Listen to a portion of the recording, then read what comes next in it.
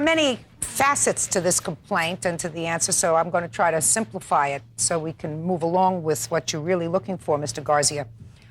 According to your complaint, you and the defendant met, fell in love, and you bought a house. And the defendant moved into the house with her 2 children. You have 2 boys? Mm-hmm. Ages 6 years old. 2 boys, twins.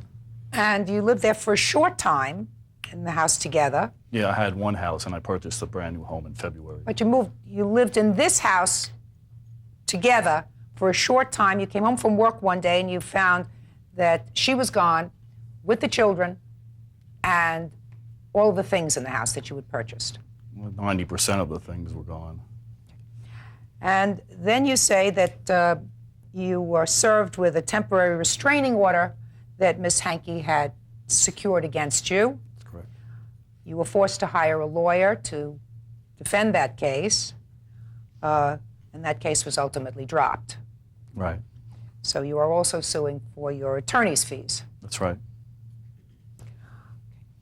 How long did you live in the house together? Well, like I said, we met in June. She moved in with me with her 2 boys about middle of August. This engagement ring, you gave her an engagement ring that you're also Yes. suing for. What kind of ring was this? It was a 1-carat engagement ring. You have it with you? That's that Yes, little I do. box? Can I see it, please? Always like to look at engagement rings. I never got one. You can have this one. Go back. Well, it's a lovely ring, so I assume you were serious. Yes, I was. Miss Hankey, I'm turning to you at this point because he says that you left without a word. Is that true? Yeah, well, I didn't. I tried to warn him 2 nights earlier, at which point he threatened me and told me he wasn't going to let me go, wasn't going to let me leave after a series of problems. Tell me about the conversation that you had 2 nights before you left. Before I left, it was on a Wednesday night, and I had told him we were having a lot of problems. We have had fights and problems building up to this point.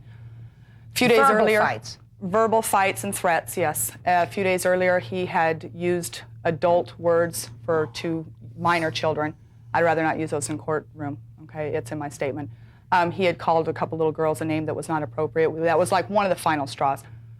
We had gotten into a fight. I told him he was not allowed to use those kind of words on children. We'd gotten into a fight because it had to do with what he figured his rights were, what I owed him in behind closed doors and everything else. And we would fight and fought over it. And finally I said, we need some time away. I need time off. I think, we really need to think about putting an end to this relationship or taking some time off, getting some help. We need to do something else. At which point he told me, I won't let you leave me. You can't leave me. You're going to be my wife and I love you and I would never do anything to hurt you. And at which point I explained to him and asked him what I had ever done to hurt him.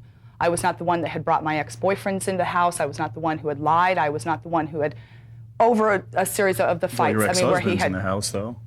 Mr. for the Garcia. sake of my sons, my ex-husband has come into my house, picked my boys up. He's even borrowed my truck because he's a truck driver and he does not have a vehicle where he could drive. Okay.